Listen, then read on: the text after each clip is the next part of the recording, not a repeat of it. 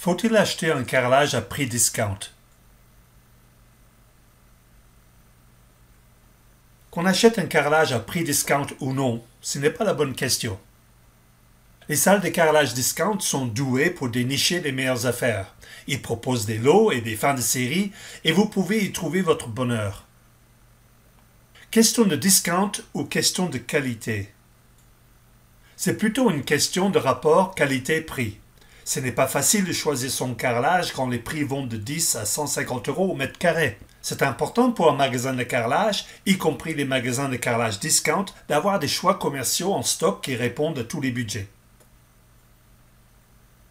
La variation de prix concerne les formats. La demande va de plus en plus vers les carrelages grand format XXL, 60-60 ou plus, qui ont l'avantage d'agrandir les pièces et d'avoir moins de joints qui peuvent se salir. Mais ils coûtent bien plus cher que les carrelages 30-30 pour le même nombre de mètres carrés. Les grands carreaux ont une technologie moderne qui permet ces grandes dimensions.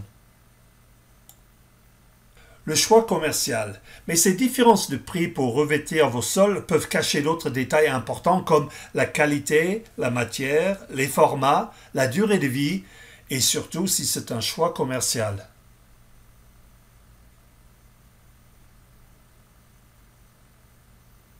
Si vous allez dans une salle de carrelage discount, pour un même carrelage, le prix entre un premier choix et un carrelage de deuxième ou troisième choix peut avoir un écart allant de 1 à 5. Le premier choix garantit un carrelage de format, planimétré et couleur uniforme avec seulement 5% de défectuosité. Les autres choix auront des défauts plus ou moins gênants suivant le type de pose et le lieu où les carreaux sont destinés. Les questions à poser si c'est un carrelage discount déclassé. Pour quel défaut ce carrelage a-t-il été déclassé? Calibre, ça c'est pas trop grave, faites des joints plus larges. Trop cuit, ça c'est grave. Le carrelage sera cassant. Pas d'équerre? Demandez le pourcentage. Si le prix convient, avertissez le carreleur pour qu'il vérifie chaque carrelage avant de poser. Changement d'aspect ou de couleur, cela peut être design. Vous pouvez aussi cacher les plus foncés dans un couloir ou dans une buanderie. Cela demande un tri. Le choix commercial. Est-il le meilleur choix? Quand on va dans un magasin de carrelage ou une grande surface de bricolage en France, le vendeur rassure le client en disant « c'est un premier choix commercial ». Il peut aussi montrer des normes EN, européennes, mais bien entendu ces normes ne s'appliquent qu'aux carrelages qui ne sont pas déclassés et le premier choix est le meilleur des déclassés.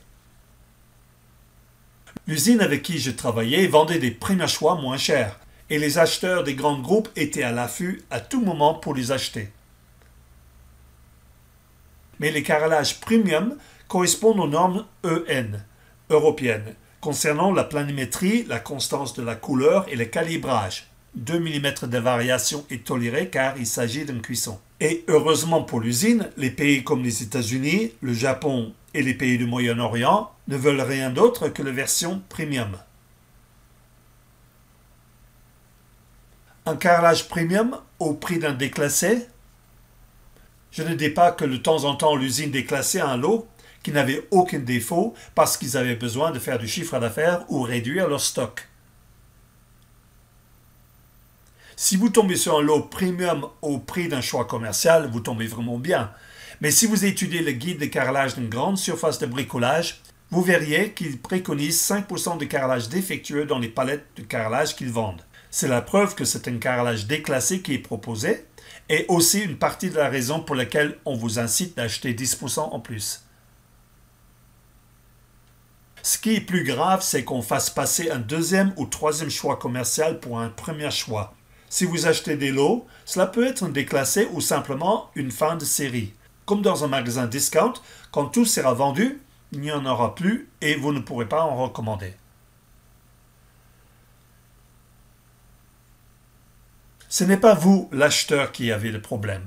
C'est bien le carreleur qui doit composer avec des variations de calibre qu'il peut avoir dans un lot. Pour se protéger contre une accusation d'un défaut de pose, il fera des joints larges, au moins 5 mm, pour mieux cacher les défauts du carrelage.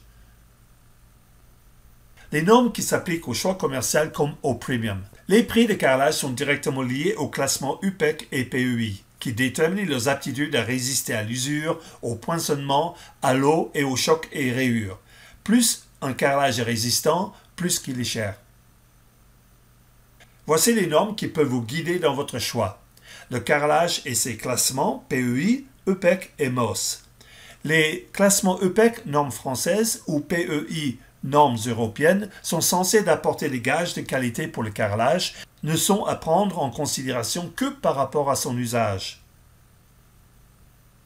Ces classifications ne définissent pas la qualité du carrelage. Si c'est un déclassé, il y a manifestement quelques défauts invisibles pour l'œil non professionnel. Mais ce sont des caractéristiques minimales qui concernent un usage. Un groupe 3 ou un PEI 3 suffira pour une chambre de faible trafic, alors qu'un groupe 5 ou PEI 5 sera indispensable pour un lieu public à fort trafic comme un magasin ou un centre commercial. Mais un PEI 4 est largement suffisant pour une maison individuelle. La résistance à l'abrasion. Lors du choix de carrelage, prêtez attention à la norme PEI. Cette norme européenne correspond à la résistance à l'abrasion et détermine le niveau de passage de votre revêtement sol. PEI 2, passage modéré, chambre, salle de bain. PEI 3, passage normal, usage moyen fréquent, salon, salle à manger. PEI 4, un passage important, très bonne résistance pour toutes les pièces, y compris la cuisine. PEI 5, passage intensif, halle d'immeuble, restaurant, bureau, magasin. La résistance à l'usure. Vous pouvez aussi prendre en compte le classement UPEC, norme française, qui définit la résistance à l'usure, passage au poinçonnement, ça c'est les chutes d'objets et mobilier, à l'eau, l'entretien et l'humidité, et aux agents chimiques. La résistance aux rayures. Pour la résistance aux rayures, référez-vous à l'échelle de Mohs. Elle classe les carreaux en 4 groupes. Mohs 1 à 4, faible résistance. Mohs 5 à 6, résistance correcte.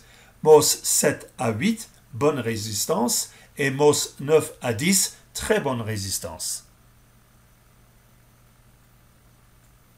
Au final, nous avons vu que la variation de prix s'explique par la qualité et la taille du carrelage acheté. Le premier choix commercial est le plus haut des déclassés, mais il n'y a que 5% de défectuosité. Il y a des normes qu'il vaut mieux connaître qui définissent la résistance à l'usure, passage, au poinçonnement, les chutes d'objets et mobilier, à l'eau, l'entretien à l'humidité et aux agents chimiques. Cet article est un peu plus technique et explique la vérité sur le premier choix commercial. Mais cette compréhension vous permettra de faire le choix de carrelage qui fera votre bonheur. Ce sera un plaisir pour vos yeux chaque fois que vous rentrez chez vous. J'espère que cette vidéo vous a donné tous les éléments techniques pour prendre la bonne décision pour votre carrelage. Carrelageonline.com vous donne des conseils de base pour réussir votre investissement, mais c'est aussi un annuaire pour trouver le magasin de carrelage que nous recommandons près de chez vous. Rien n'est mieux que de se rendre sur place. Pour rencontrer ces spécialistes en carrelage, il suffit de taper le mot « carrelage » plus votre ville et département ou arrondissement. Par exemple, carrelage Arras 62 ou cherchez sur le site carrelageonline.com. Si vous allez dans un magasin de carrelage haut de gamme ou dans un magasin de carrelage discount, vous trouverez votre bonheur si vous prenez en compte les conseils de cette vidéo.